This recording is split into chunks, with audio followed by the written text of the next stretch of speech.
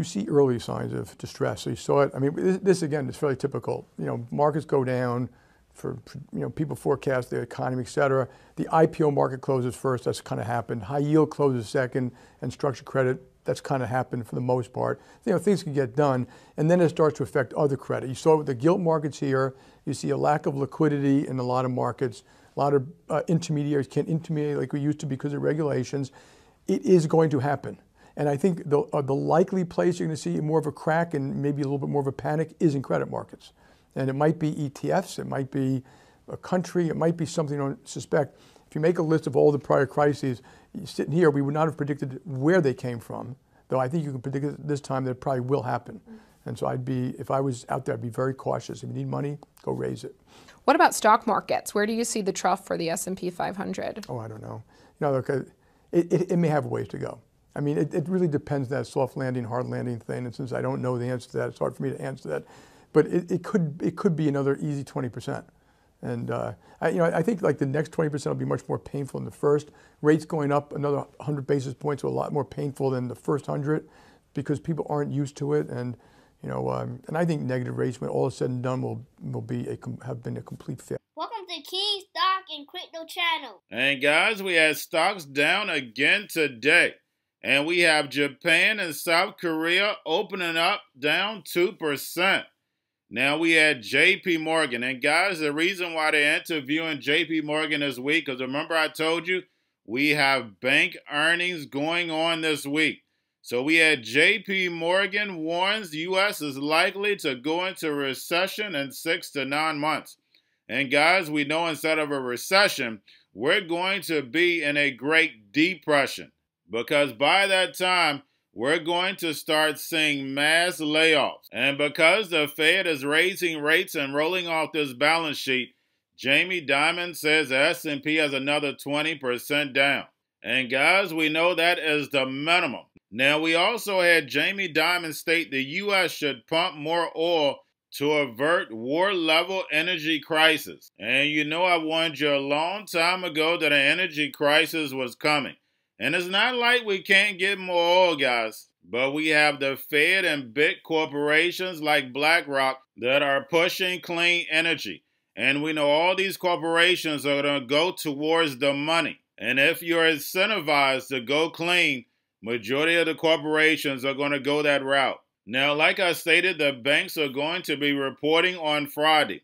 We have JPMorgan, Citi, Morgan Stanley, and Wells Fargo. And I told you that this week would be a roller coaster ride because we're also going to get CPI data on the 13th. But guys, who benefits from a high interest environment? That's right, the banks. And we know that the Fed has done several stress tests. We've seen all the consolidation since 2008 when it comes to the American banks. So these banks are definitely set up for a crisis for the immediate future. Now, as the fourth industrial revolution starts to get underway, we know blockchain is going to change banking as we know it. We know DeFi is definitely the new banking. Now, we have Cathie Woods issues an open letter to the Fed saying that it is risking an economic bust. And guys, we know this is all part of the plan. They have to destroy this legacy market in order to give the fourth industrial revolution a rise. And what is Cathie Woods invested in? Robots, algorithms, and drones. All you have to do is look up her funds. She's invested in all the new technology because she's investing. She's looking 5, 10, 15 years ahead. And then we have CBOE making some real-time market data freely available over blockchain PIF network as it makes its entry into DeFi. And this is the reason why this legacy market is going to be destroyed, because everything, and I mean everything, is going to be tokenized and put on blockchain. And then we have Five9 shares plunge more than 20% after the CEO announces resignation and the old CEO is taken back over. But guys, getting over into the actual indicators, we had the yields up. We had the dollar just slightly down and we had the VIX up. That means that the market is going to be down. But like I stated, guys, this week we're going to have a roller coaster ride. I definitely see the market picking up towards the end of the week. But guys, that's all I have for you. Have a wonderful day.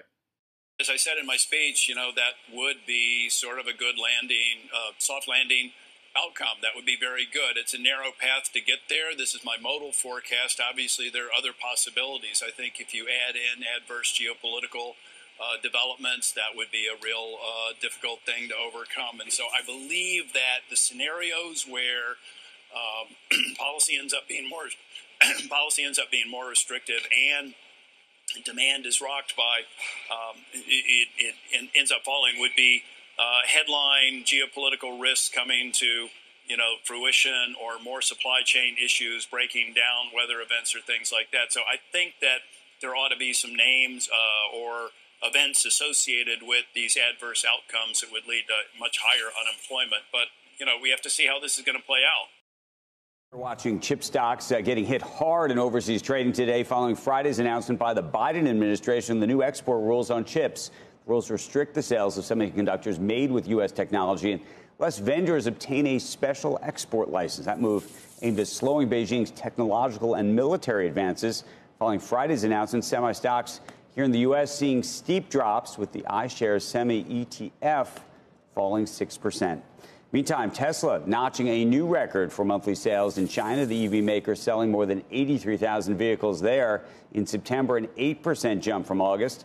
The uptick in sales comes amid easing supply chain issues for Tesla in China following COVID lockdowns in Shanghai and upgrades at its production facility there earlier this year.